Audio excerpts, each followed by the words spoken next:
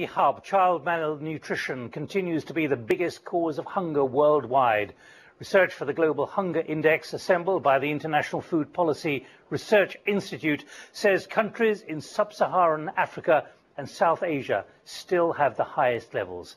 A reduction in recent years has now been reversed, and separate work about to be published by Save the Children confirms that the number is increasing, with young children the most vulnerable. Well, the research for IFPR now shows how little the Indian poor benefit from the country's high growth rate. India is 67th in the table, well behind neighbouring countries like Pakistan, which is 52nd, and China, which is 9th. In India, there's been a considerable drop in the child mortality rate, but 44% of under fives are underweight. 48% suffer from stunted growth. Well, let's go live to Delhi to Shireen Miller, Director of Advocacy with Save the Children. Thanks for joining us here on The Hub.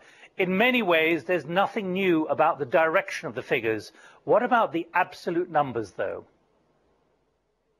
Yeah, there is nothing new in the sense that we've known for a while that India contributes to a large burden of child undernutrition. And this report, both of IFPRI and the report that we're going to put out in a few days, only confirms that we have nearly 45% or 44% children in India undernourished. And in absolute terms, it's about that amounts to about 55 million children. So we're talking about really large numbers of children.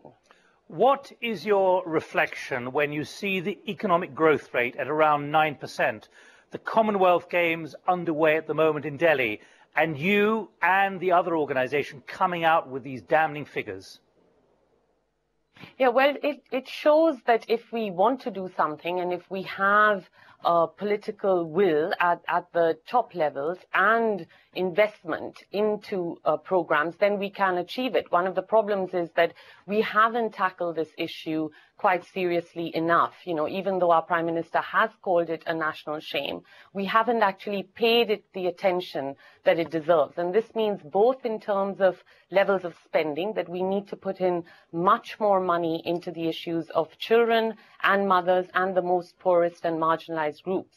But also the money that is there needs to reach those who most need it. So we need to have greater accountability and, of course, better governance. But let me be clear. Do you believe there's adequate political will at the moment? They can aim to build 20 kilometres of new road every day. Can they still have the same dedication to remove 55 million children from being hungry and malnourished?